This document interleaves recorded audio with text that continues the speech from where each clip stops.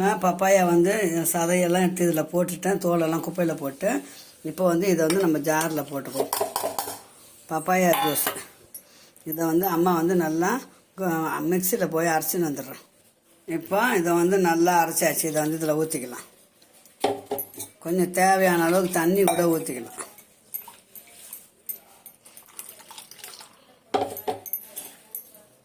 பாதாம் பீசன் நைட்டே ஊற வச்சு வச்சிட்டேன்.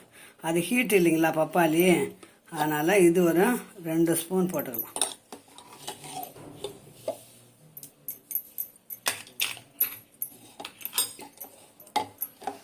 அதுக்கப்புறம் இது வந்து நன்னாரி, இந்த நன்னாரி ஊற வச்சதையும் இதில் போட்டுக்கலாம்.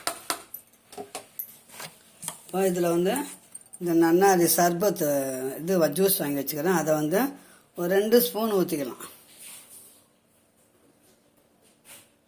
அவ்வளோதான் இருக்குது. அதனால தான் அம்மா அப்படியே ஊற்றுறேன், அப்படியே பாட்டிலோட ஊற்றுறேன்னு நினைக்காதீங்க.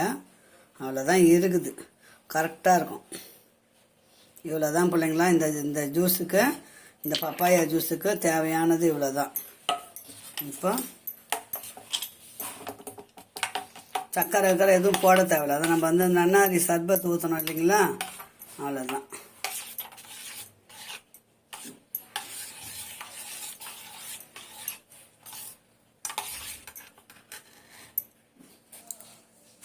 பப்பாளி பழத்தை கட் பண்ணி போட்டு நல்லா மிக்சியில் அரைச்சாச்சு, கிரைண்டிங் பண்ணிவிட்டு அதுலேயே சுகர் சிரப் 2 ஸ்பூன் ஊற்றிருக்கிறேன்.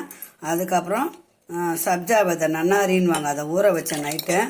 அதுவும் பாதாம் பிசுனும் போட்டாச்சு. சூப்பரான பப்பாயா ஜூஸு ரெடி ஆயிடுச்சு. வாங்க செல்ல பிள்ளைங்களா, அம்மா கூட நான் செய்கிறேன் பாருங்கள்.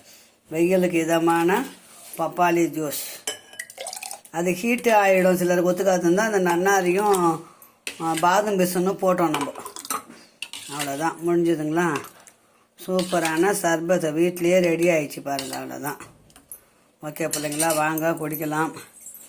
பார்த்தீங்களா, அம்மா வீட்டில் சூப்பரான பப்பாயா ஜூஸ் ரெடி ஆயிடுச்சு. Okay bye. இந்த வீடியோ இதோட முடிச்சுக்கலாம். மீண்டும் ஒரு நல்ல வீடியோ சந்திக்கலாம். பாய்.